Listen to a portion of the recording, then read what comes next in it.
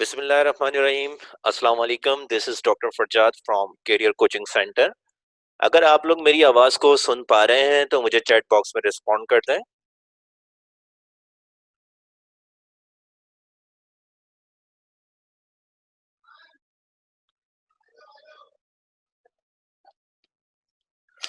जी, वालेकुम अस्सलाम। जो लोग सलाम कर रहे हैं, वालेकुम अस्सलाम। कैसे हैं आप लोग? सब खैरियत से हैं? चलें बेटा, ठीक है तो चलें, वेरी गुड। ठीक है, सुन के बहुत अच्छा लगा कि आप लोग ठीक-ठाक हैं। अल्लाह ताला आपको ऐसे ही जो है फिट-फाट रखे।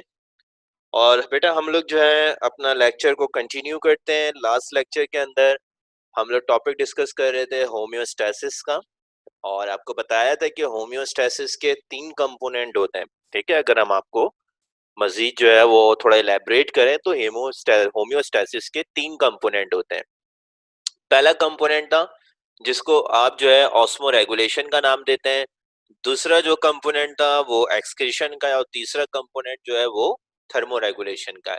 तो हमने कहा था कि ये 3 कंपोनेंट हम पूरे चैप्टर में पढ़ेंगे, और ये एनिमल में भी पढ़ेंगे और प्लांट में भी पढ़ेंगे। अभी हम लोग ज़ूलॉजी डिस्कस कर रहे हैं तो इसको हम एनिमल में पढ़ रहे हैं। ठीक है, तो ऑस्मो रेगुलेशन इन एनिमल हमने पढ़ लिया था, और फिर हमने स्टार्ट करा था excretion in animal. Excretion in animal में अब तक के मैं आपको एक्सक्रीशन की डेफिनेशन बता चुका हूँ। इसके अलावा जो है नाइट्रोजनस वेस्ट प्रोडक्ट क्या होते हैं वो मैं आपको बता चुका हूँ। कितनी टाइप के होते हैं उसको हम डिटेल में डिस्कस कर चुके हैं।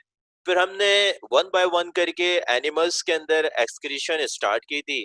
अब अगर हम बात करते हैं तो अब तक के हमने एक्सक्रीशन इन प्लेनेरिया कंप्लीट कर लिया है, हमने एक्सक्रीशन इन प्रोटोजोआ कंप्लीट कर लिया है, हमने एक्सक्रीशन इन अर्थवॉर्म कंप्लीट कर लिया है। ठीक है, अब जो हम प्रोसीड कर रहे हैं वो है एक्सक्रीशन इन कॉकरोच। ठीक है बेटा, तो आप लोग जो है हेडिंग डाल लें, एक्सक्रीशन इन कॉकरोच। कि कॉकरोच में किस तरह से जो है एक्सक्रीशन परफॉर्म होती है वो हमने देखनी है। तो आप सब लोग हेडिंग डाल लो, एक्सक्रीशन इन कॉकरोच। सबने डाल लिया हेडिंग? चलें, अब देखें, हमने कॉकरोच के अंदर एक्सक्रीशन पढ़नी है। तो पहली बात तो आपको पता होना चाहिए कि कॉकरोच जो है वो कौन सा हैबिटेट रखता है। कॉकरोच जो है टेरेस्ट्रियल हैबिटेट रखता है। ठीक है, तो कॉकरोच जो है वो कौन सा हैबिटेट रखता है? Terrestrial habitat. अब जब टेरेस्ट्रियल हैबिटेट रखता है तो यहाँ पे इसके एक्सक्रीटरी वेस्ट क्या होंगे? या तो यूरिया होगा या फिर यूरिक एसिड होगा। ये अमोनिया नहीं रख सकता। क्यों नहीं रख सकता अमोनिया? मैंने आपको पहले ही बताया कि भाई अमोनिया को एक्सक्रीट आउट करने के लिए अबंडेंट अमाउंट ऑफ वाटर चाहिए। कितना चाहिए? कह रहे हैं अगर आपने 1 ग्राम अमोनिया एक्सक्रीट आउट करना है तो उसके लिए तकरीबन 500 ml वाटर चाहिए होगा। तो यूजुअली जो इक्वेटिक हैबिटेट पे होते हैं, जो पानी के अंदर पाए जाते हैं, वो लोग एक्सक्रीट आउट कर रहे होते हैं। ठीक है, लेकिन जो जमीन पे पाए जाते हैं ऑर्गेनिज्म, वो एक्सक्रीट आउट नहीं कर सकते। तो इसके लिए क्या करना पड़ेगा? उसके लिए जो है कोई अल्टरनेट रूट अपनाना पड़ेगा। तो ये लोग क्या करते हैं, ये अमोनिया को कन्वर्ट कर लेते हैं किसके अंदर? यूरिया के अंदर।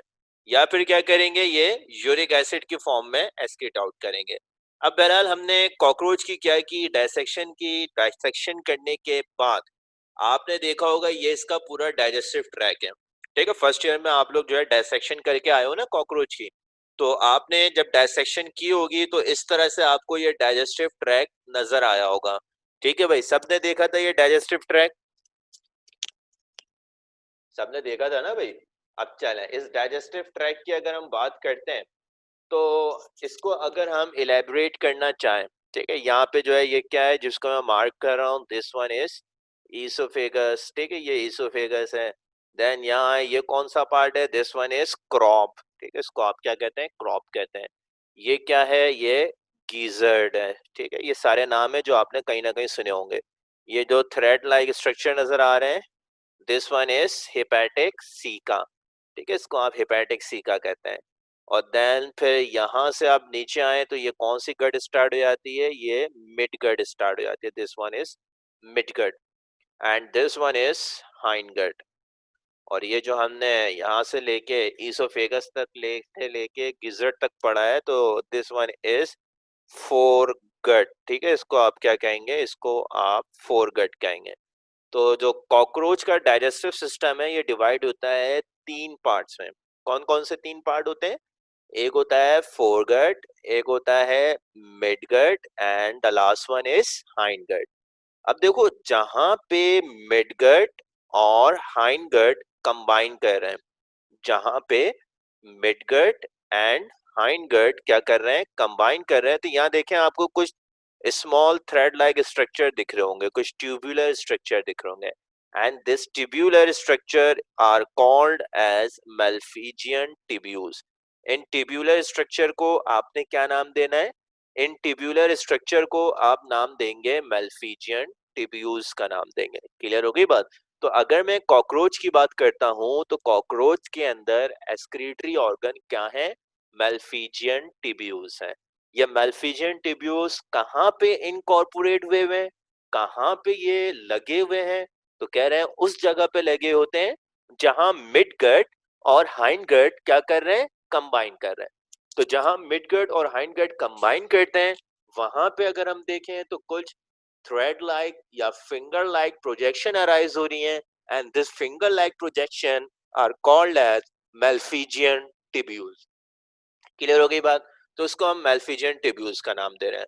तो organ for the excretion in the cockroach are Malpighian tubules that found attached to digestive system at the junction of midgut and hindgut।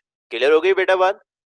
चलो, अगर क्लियर हो गई है तो फिर लिखना शुरू करो फटाफट। आपने हेडिंग डाली थी ना एक्सक्रीशन इन कॉकरोच की, अब उसके बाद जो है आप लोग पॉइंट्स के अंदर लिखना शुरू करें। ठीक है, पहला पॉइंट लिखें,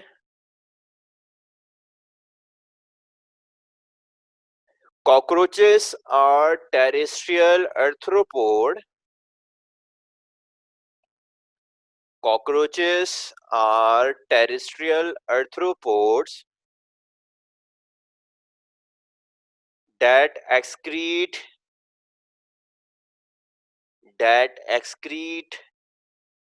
uric acid,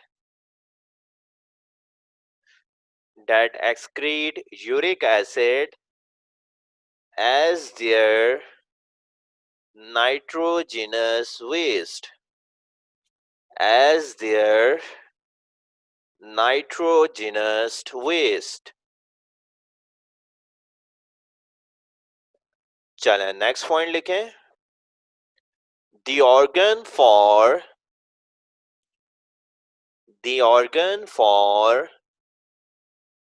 excretion, the organ for excretion are Malpighian tubules. The organ for excretion are Malpighian tubules that found attached to digestive system at the junction of, बेटा जंक्शन किसको कहते हैं? कोई बता सकता है व्हाट इज जंक्शन? रिस्पॉन्ड करें भाई चैट बॉक्स में, क्या होता है जंक्शन? नाम सुना है या पहली दफा सुन रहे हो?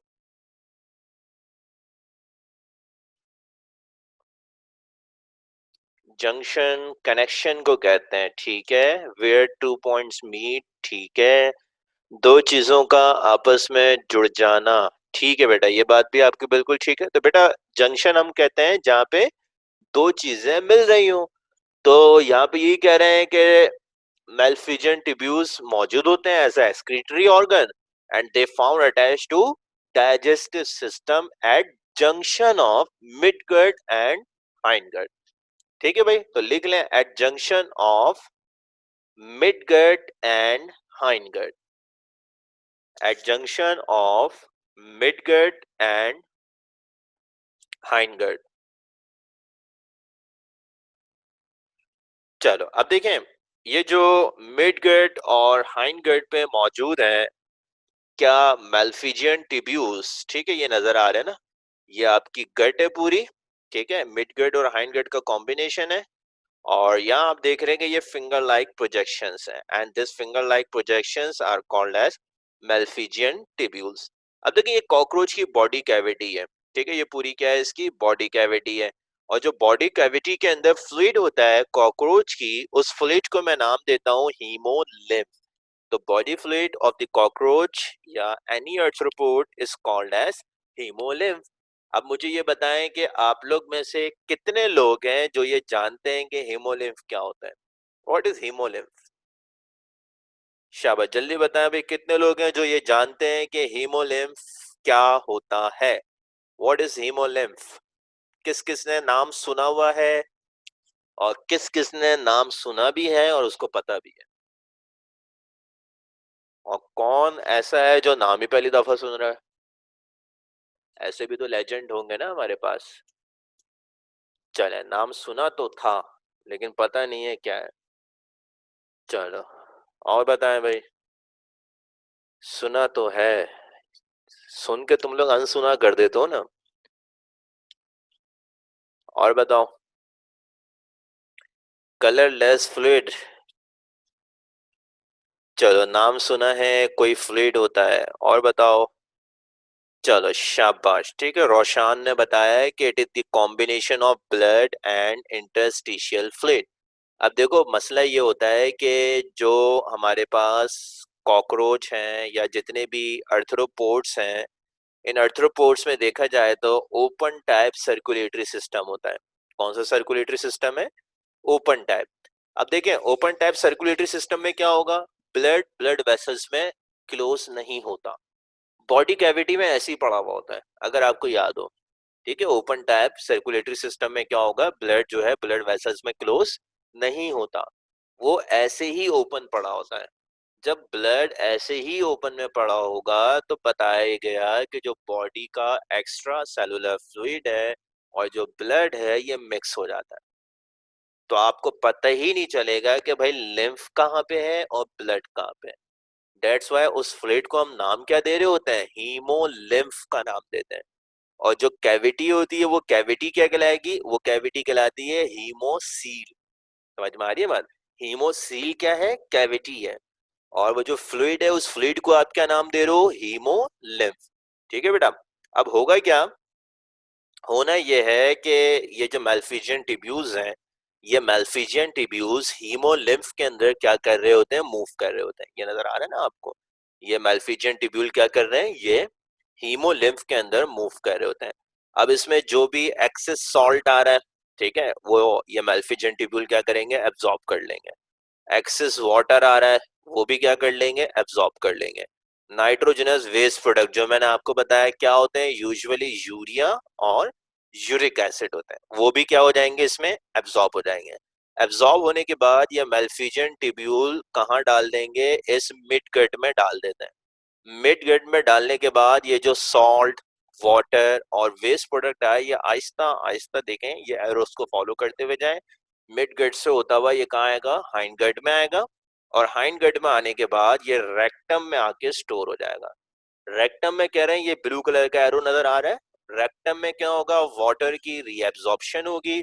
इसमें जो भी एक्सेस वाटर था उसको भी रीएब्जॉर्ब कर लिया गया, क्योंकि ये जमीन पे पाए जाते हैं। वाटर सप्लाई इनके पास क्या होती है, काफी कम होती है, तो ये अपने वेस्ट प्रोडक्ट से भी क्या करेगा, वाटर को रीएब्जॉर्ब करेगा। और जो भी वेस्ट प्रोडक्ट होंगे वो रेक्टम के अंदर क्या हो जाते हैं, जमा हो जाते हैं। और फिर रेक्टम से क्या होगा, ये वेस्ट प्रोडक्ट को एनएस के थ्रू रिमूव आउट कर देगा।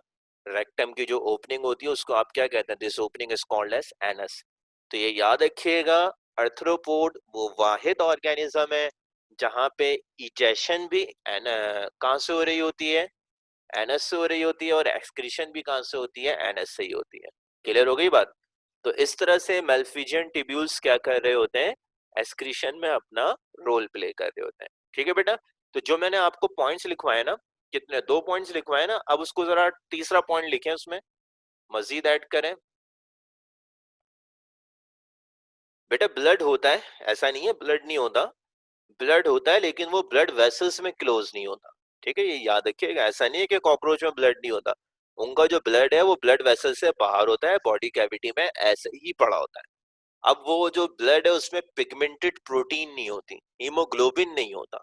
हीमोग्लोबिन नहीं होगा तो कलर कैसा दिखेगा, आपको व्हाइट ही दिखेगा। तो जब अगर आपने कभी हिम्मत करके कॉकरोच को मारा हो तो उसमें से आप देखते हैं ना कि व्हाइट व्हाइट सा फ्लूइड निकलता है, तो वही उसका ब्लड होता है। ठीक है, चले भाई अब जरा थर्ड पॉइंट लिखें। सबको बातें क्लियर है ये? जरा रिस्पॉन्स दे दिया करें भाई चैट बॉक्स के अंदर, मुझे पता ही नहीं चलता क्योंकि शक्ल तो मैं आपकी देख नहीं रहा हूं। चलें अब जरा थर्ड पॉइंट लिखें। लिखें these malphizian tubules, these malphizian tubules are floating in, these malphizian tubules, these malphizian tubules are floating in, ठीक है, फ्लोटिंग की स्पेलिंग क्या होगी, FLOATING, are floating in hemolymph, are floating in hemolymph,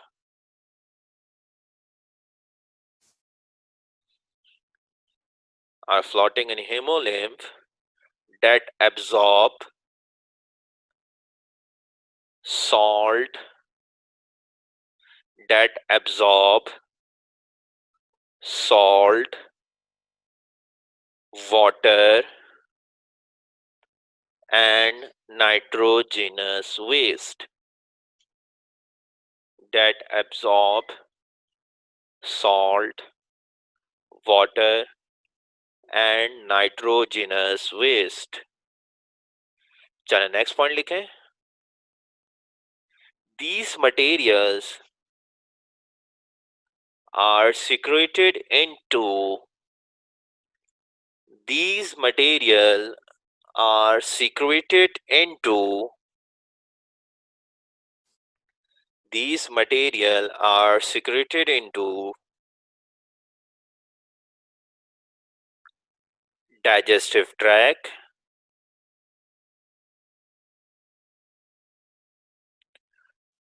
into digestive tract,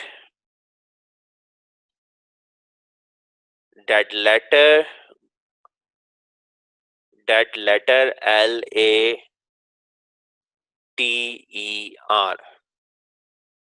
these material secreted into digestive tract, that letter move towards, that letter move towards hindgut, that letter move towards hindgut.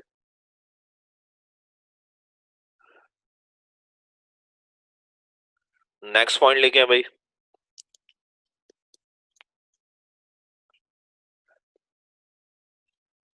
From hindgut, from hindgut,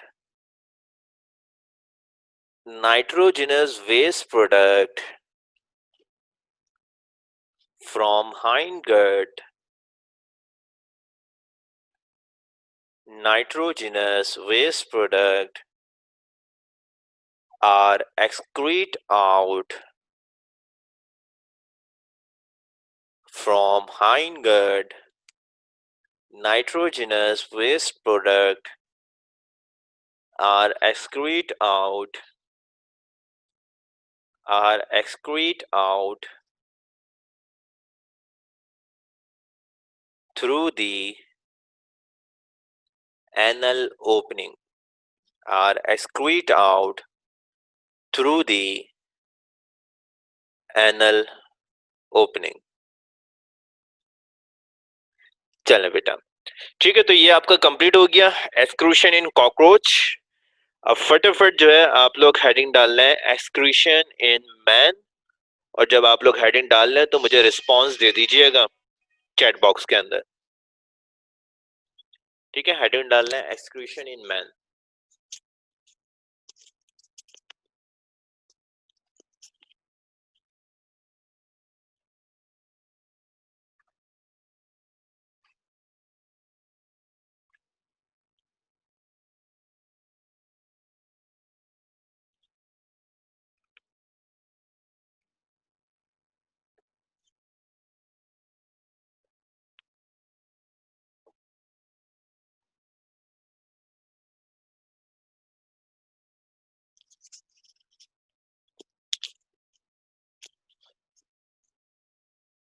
चले बेटा, अब excretion in man देख लेते हैं। तो सबसे पहले तो हमने यही देखना है कि ह्यूमंस के अंदर क्या-क्या एक्सक्रीटरी वेस्ट प्रोडक्ट होते हैं। तो इसके अंदर अगर देखा जाए तो बेटा ह्यूमंस के अंदर urea as a nitrogenous waste product होता है। यूरिक एसिड जो है as a nitrogenous waste product होता है। Creatine as a nitrogenous waste product होता है। Bilirubin as a nitrogenous waste product होता है। अब सवाल ये उठता है कि ये आते कहाँ से हैं? कह रहे हैं कि यूरिया कब प्रोड्यूस होगा? जब कभी भी अमाइनो एसिड का ब्रेकडाउन होगा। So due to the catabolism of the amino acid, urea are produced, while the catabolism of nucleic acid result in uric acid. और अगर मसल जो है उसका कैटाबॉलिज्म होता है, मसल्स ब्रेक होते हैं, तो उसकी वजह से क्रिएटिन प्रोड्यूस होगा। और बिलीरुबिन जो है वो आपका हीमोग्लोबिन के कैटाबॉलिज्म से प्रोड्यूस होता है। तो आप लोग स्टेटमेंट लिख लें, following nitrogenous waste product, following nitrogenous waste product are produced during catabolism. Following nitrogenous waste product are produced during catabolism. ठीक है, और जो आपको स्क्रीन पे स्लाइड नजर आ रही है बेटा, इसको कॉपी कर लें। नंबर 1 यूरिया डाल दिएगा और लिखते हैं कि produce by catabolism of amino acid. इस तरह से ये जो चारों नाम आपको नजर आ रहे हैं ये आप कॉपी कर लें और फिर मुझे जरा रिस्पॉन्स दे दीजिएगा जब कॉपी कर लें तो।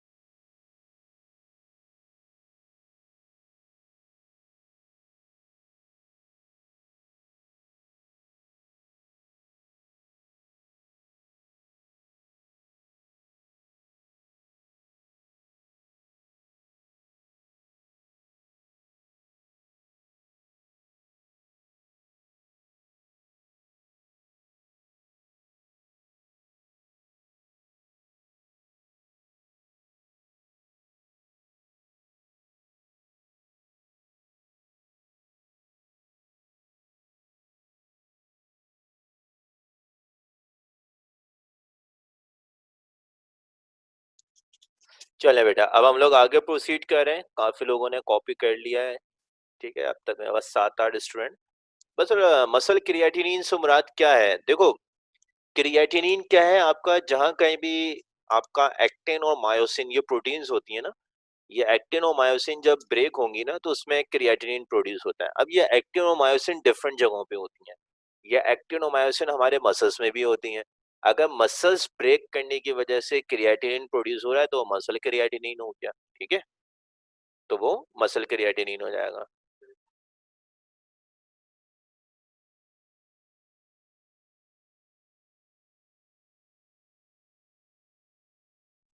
चलो भाई, अब जरा हम एक्सक्रीशन इन मैन को आगे फर्दर प्रोसीड करते हैं। अभी मैंने आपको नाइट्रोजनस वेस्ट प्रोडक्ट बताए थे कि ह्यूमंस के अंदर क्या क्या नाइट्रोजनस वेस्ट प्रोडक्ट प्रोड्यूस हो रहे होते हैं। ठीक है, तो अब उन वेस्ट प्रोडक्ट को रिमूव आउट करने के लिए नेचर ने क्या दिए हैं, कुछ ऑर्गन्स दिए हैं, and this organs are called as excretory organs. अब ह्यूमंस के अंदर क्या क्या एक्सक्रीटरी ऑर्गन्स हैं वो आप स्क्रीन पे देख रहे हैं। We have kidneys. ठीक है, हमारे पास किडनीज है। और क्या है? हमारे पास लिवर है। और क्या है? हमारे पास स्किन है। और क्या है? हमारे पास लंग्स है। अगर हम रियलिटी की बात करते हैं, अगर हम एविडेंस बेस्ड बात करते हैं, तो हमारे पास दरअसल एक्सक्रीटरी ऑर्गन सिर्फ दो है, एक किडनी और दूसरा लिवर। ठीक है बेटा, अब जो स्किन की बात की हुई है, इन्होंने इन्होंने कहा हुआ कि भाई skin excrete salt and other substances along with sweat. भाई स्वेट जो है वो थर्मो रेगुलेशन में रोल प्ले करता है, एक्सक्रीशन में नहीं करता। अगर मिसाल के तौर पे अगर हम बात कर लें कि भाई ये जो स्वेट हो रहा है, स्वेट होने का मकसद क्या है, पसीने आने का मकसद क्या होता है? आप जब गर्मी में खड़े होते हैं, टेम्परेचर आपका बढ़ने लगता है, तो बॉडी स्वेट सिक्रीट करती है। एक गर्म चीज पे पानी डाला जाए तो वो ठंडी होती है। तो जब आप कहीं गर्मी में खड़े होते हैं, कहीं धूप में खड़े होते हैं, तो आपकी बॉडी का टेम्परेचर बढ़ना शुरू हो जाता है। तो बॉडी उस टेम्परेचर को कम करने के लिए क्या करती है? पर्सपायरेशन कराती है, स्वेटिंग कराती है, ताकि टेम्परेचर नॉर्मल हो। अब हमारी बुक ये कह रही है कि भाई उस स्वेटिंग का मकसद ये होता है कि excess salt and water remove कर दिया जाए। अब मेरा ये सवाल उठता है, चलो ठीक है, हम अपनी बुक की बात सही मान लेते हैं कि भाई स्वेटिंग से हम जो है वाटर और सॉल्ट को लॉस करते हैं। तो क्या ये वाटर और सॉल्ट सिर्फ गर्मियों में लॉस होता है? सर्दियों में क्यों नहीं स्वेटिंग होती? क्या सर्दियों में हमारे पास जो है एक्सेस वाटर नहीं आता? क्या सर्दियों में हमारे पास एक्सेस सॉल्ट नहीं आता? तो फिर सर्दियों में क्यों नहीं होती? तो पता चला कि भाई सर्दियों में इसलिए नहीं होती कि सर्दियों में टेम्परेचर बढ़ता नहीं है। तो जो स्वेटिंग है या पर्सपायरेशन है, इसका ताल्लुक एक्सक्रीशन से नहीं है, इसका ताल्लुक थर्मोरेगुलेशन से है। लेकिन बुक इज ऑलवेज राइट। तो अगर आता है एग्जाम में तो आपने बुक को फॉलो करना है। इसी तरह जो है lungs excrete out respiratory waste product, कि भाई लंग्स जो है कार्बन डाइऑक्साइड को एक्सक्रीट आउट करते हैं। ठीक है, तो ये भी जबरदस्ती डाला हुआ है, हालांकि इसका एक्सक्रीशन से कोई ताल्लुक नहीं है। एक्सक्रीशन की डेफिनेशन क्या है? एक्सक्रीशन की डेफिनेशन ये है कि removal of nitrogenous waste product. ठीक है, तो कार्बन डाइऑक्साइड रिमूव हो रही है, क्या ये नाइट्रोजनस वेस्ट प्रोडक्ट है? नहीं। लेकिन हमारी बुक ने लिखा हुआ है तो हमें मानना पड़ेगा। ठीक है बेटा। So humans contain kidneys, skin, lungs and liver as their excretory organ. ठीक है, excretory organ के तौर पे ये चार हमारे ऑर्गन है जो बॉडी में मौजूद होते हैं। ठीक है, अब आप लोग बेटा सब हेडिंग डालेंगे excretory organ in man। ठीक है, आपने जो मेन हेडिंग डाली हुई है excretion in man की, अब नीचे आप लोग सब हेडिंग डाल लें excretory organ in man। और जो सामने स्क्रीन के ऊपर आप मटेरियल देख रहे हैं, ये मटेरियल जरा कॉपी कर लें। ठीक है, और कॉपी करने के बाद मुझे रिस्पॉन्ड कर दीजिएगा जल्दी।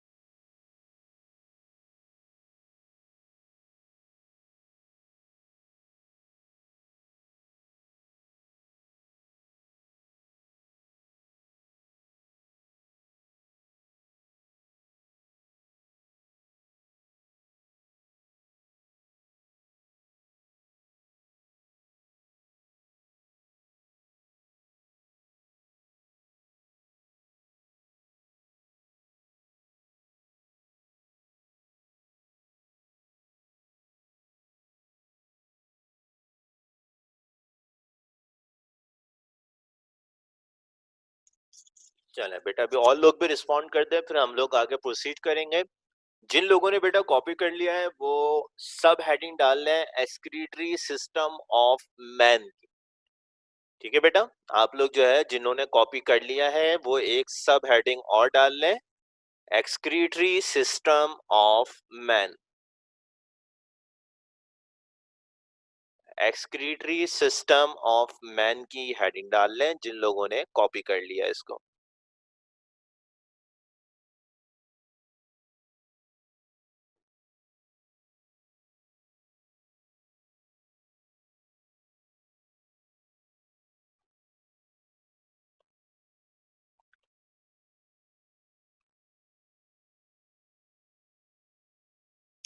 स्लाइड मूव कर दूं मैं?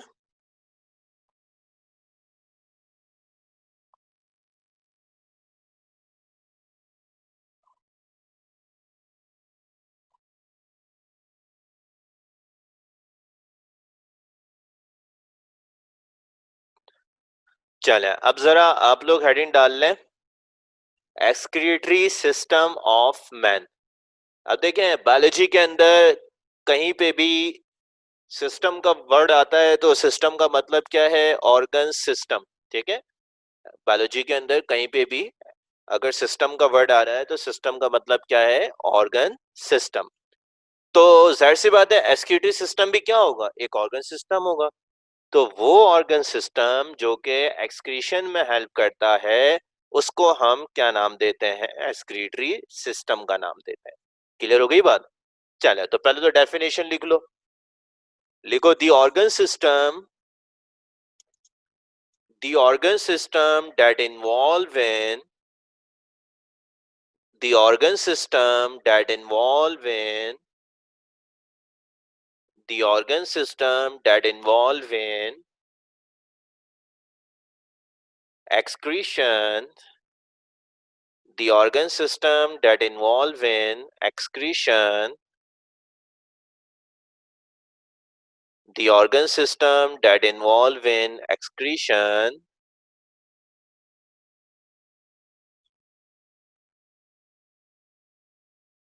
in human,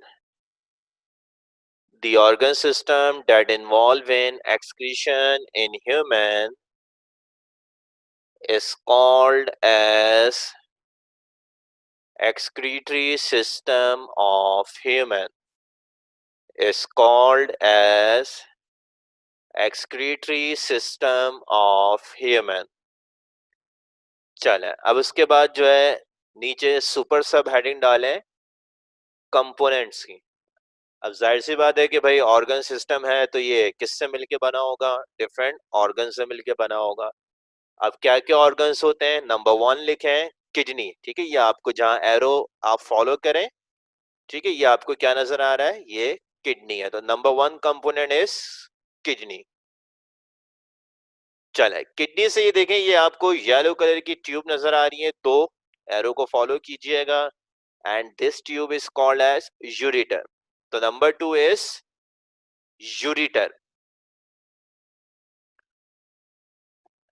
चलें, अब देखें यूरेटर के बाद आप ये देख रहे हैं कि एक यूरेटर ये आ रहा है, एक यूरेटर ये आ रहा है। एरो फॉलो कीजिएगा और ये दोनों यूरेटर आके एक मस्कुलर बैग में ओपन हो रहे हैं। ये बैग नजर आ रहा होगा आपको and this muscular bag is called as urinary bladder.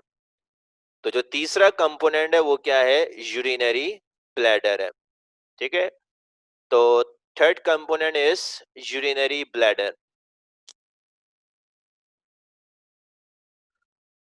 उसके बाद जो है यूरिनरी ब्लैडर आप देख रहे हैं कि नीचे से आके क्या हो गया है? नैरो हो गया है। और जो इसकी ओपनिंग है यूरिनरी ब्लैडर की, जो ओपनिंग है, this opening is called as urethra. तो जो फोर्थ कंपोनेंट हो जाएगा वो यूरिथ्रा हो जाएगा।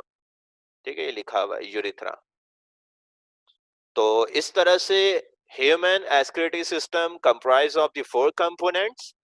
Number 1 is kidney, number 2 is ureter, number 3 is urinary bladder, and number 4 is urethra।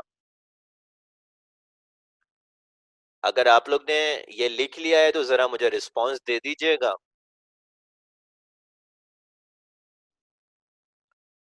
लिख लिया आप लोग ने? चलें बेटा। अब देखिए, एक इम्पोर्टेंट अनाउंसमेंट करने जा रहा हूँ, जरा आप लोग उसको गौर से सुनिएगा। आपको पता ही है कि जूम के कुछ जो है उसूल और जवाबित होते हैं, तो इसमें आप 40 मिनट से ज्यादा मीटिंग नहीं कर सकते, और हमारा लेक्चर जो है वो 1 आवर का है। अगले कुछ लम्हात में आपका कनेक्शन, आपका राब्ता हमारे साथ डिस्कनेक्ट हो जाएगा। तो आपने परेशान नहीं होना है। आप दोबारा रिकनेक्ट करेंगे, आप दोबारा ज्वाइन करेंगे उसी आईडी से जो आपको भेजी गई थी। ठीक है, एक आईडी आपको भेजी गई है ना व्हाट्सएप ग्रुप पे, जो बायोलॉजी के हवाले से दी गई है। तो आप उसी आईडी को क्लिक करके दोबारा ज्वाइन करेंगे, और फिर हम आगे प्रोसीड करेंगे। ठीक है बेटा? चले, तो अभी कुछ लम्हों में जो है वो आपका राब्ता जो है मुनक़ता हो जाएगा, फिर आप दोबारा उसी आईडी के जरिए हमें ज्वाइन करेंगे। चले भैया, अब जिन लोगों ने जो है वो हमें ज्वाइन कर लिया है, तो हम आगे कंटिन्यू करते हैं।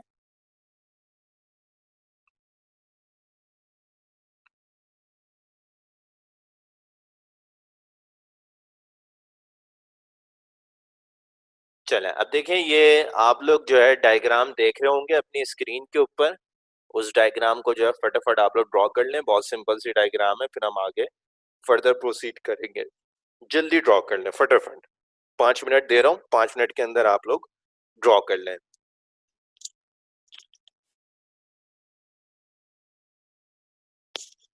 ठीक है, और जो ड्रॉ कर ले तो मुझे वो रिस्पॉन्स देगा चैट बॉक्स के अंदर। बहुत आसान सी डायग्राम है, एग्जाम्स के अंदर अक्सर जो है ये 2 मार्क्स में आ जाती है ड्रॉ करने के लिए, तो ये आप लोग जल्द से जल्द ड्रॉ कर लें।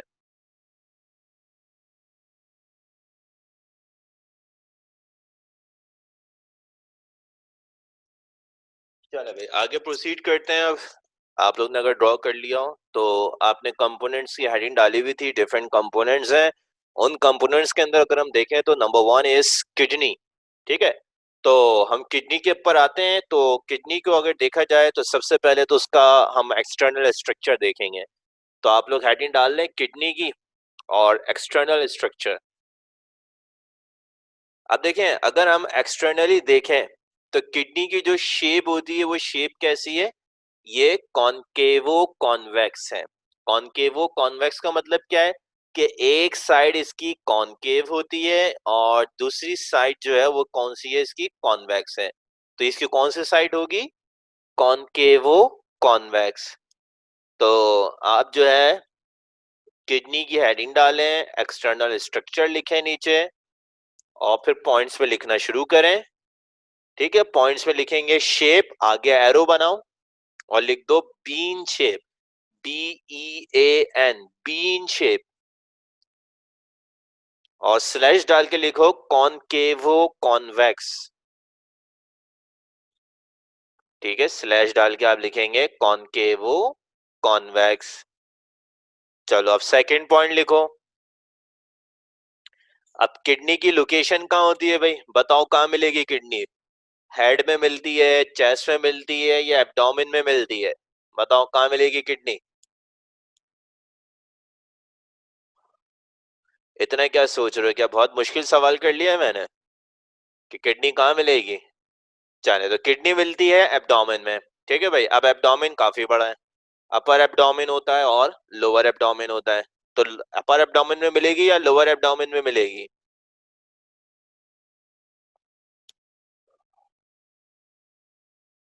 शाबाश, ठीक है, तो ये आपको लोअर एब्डोमेन में मिलेगी। तो लोकेशन, सेकंड पॉइंट में लोकेशन लिखो, आगे कॉमा बना के लिख लो लोअर एब्डोमेन।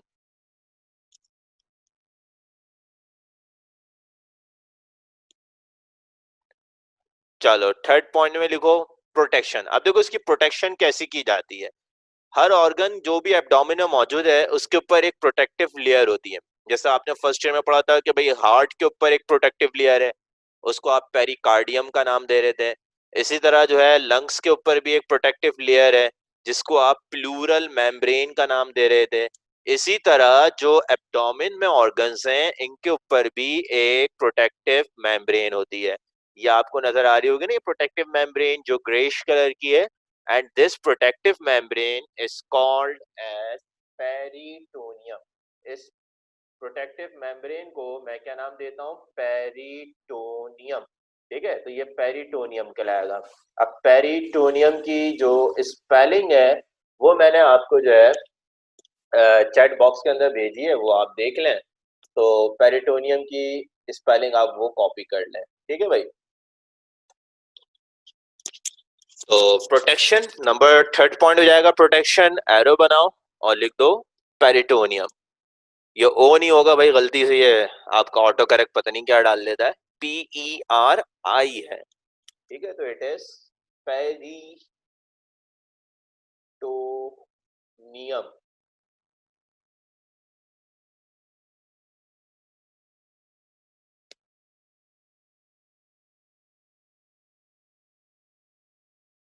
चले, अब जरा इंटरनल स्ट्रक्चर की हेडिंग डाल दो।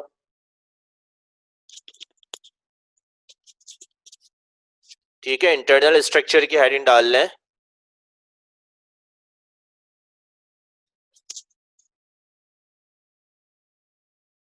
अब इंटरनली अगर हम देखें तो इंटरनली इसका क्या स्ट्रक्चर होगा? मैंने इसका लिया लॉन्गिट्यूडनल सेक्शन। लॉन्गिट्यूडनल सेक्शन समझते हो? मैंने इसको वर्टिकल डायरेक्शन में कट कर लिया।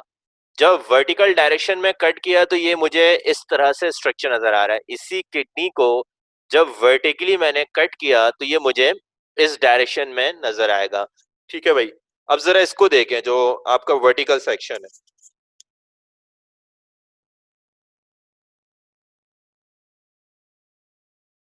बेटा प्रोटेक्शन में मैंने ये कहा था कि हर ऑर्गन को प्रोटेक्ट करने के लिए नेचर ने कोई ना कोई इंतजाम किया होता है। जैसा आपने पढ़ा था, हार्ट को प्रोटेक्ट करने के लिए क्या थी? पेरिकार्डियम थी।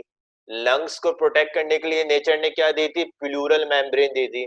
इसी तरह एब्डोमेन में जितने भी ऑर्गन होते हैं, अब देखो एब्डोमेन में क्या क्या है। एब्डोमेन में स्टमक है, एब्डोमेन में लीवर है, एब्डोमेन के अंदर किडनी है, एब्डोमेन के अंदर यूरिनरी ब्लैडर और बहुत सारे ऑर्गन्स हैं।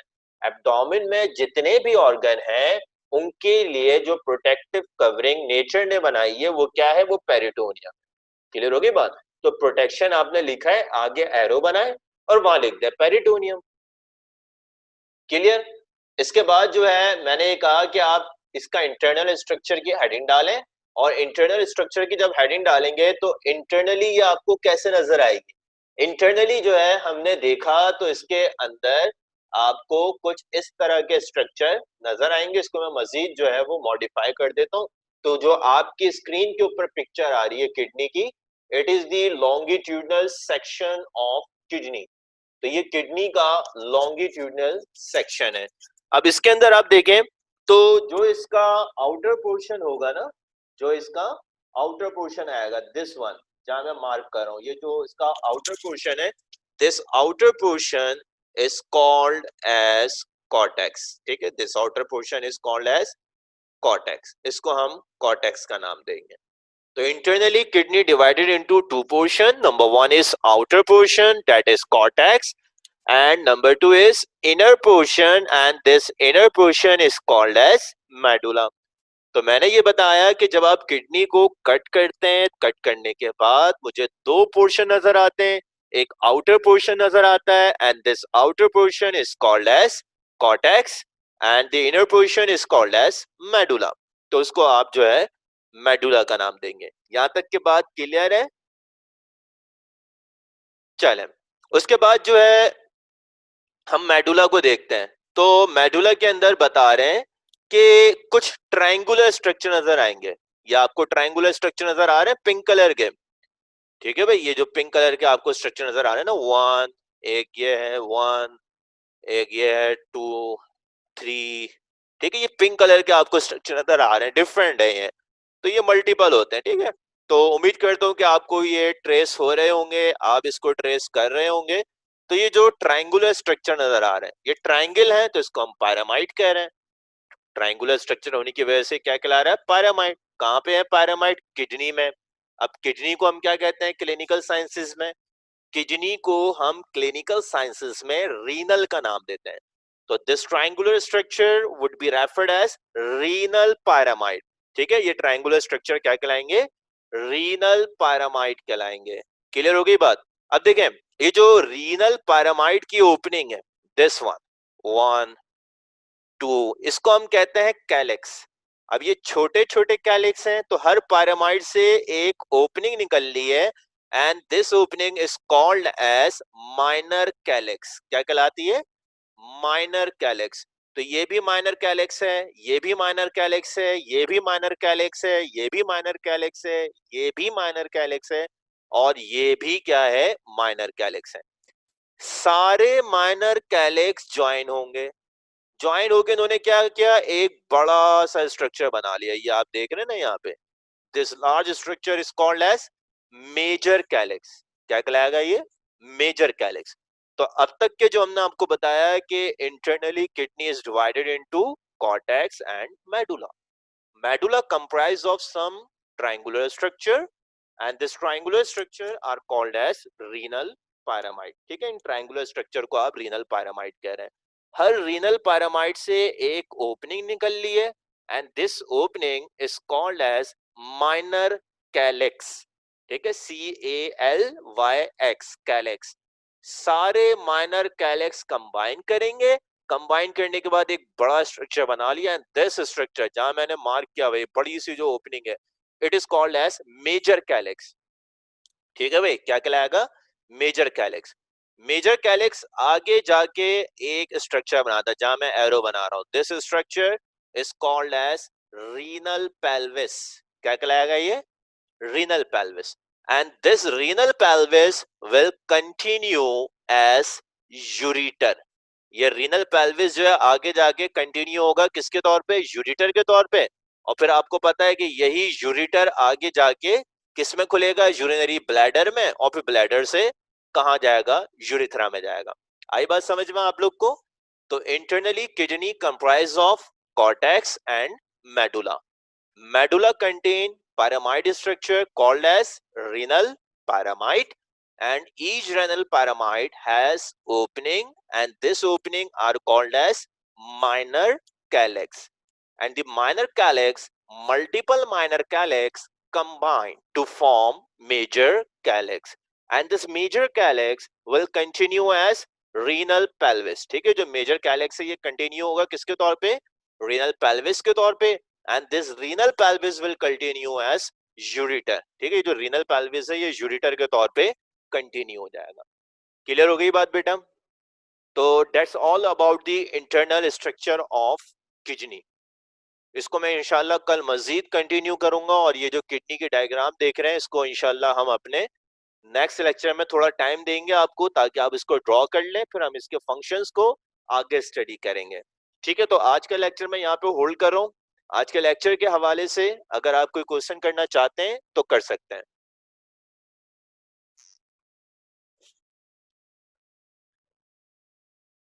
क्लियर है बेटा सब? चलें, तो फिर मैं आज का लेक्चर एंड करता हूँ। इंशाल्लाह जिंदगी रही तो कल दोबारा मुलाकात होगी। तब तक के लिए अल्लाह हाफिज, अपना ख्याल रखें और अपनी फैमिली का ख्याल रखें।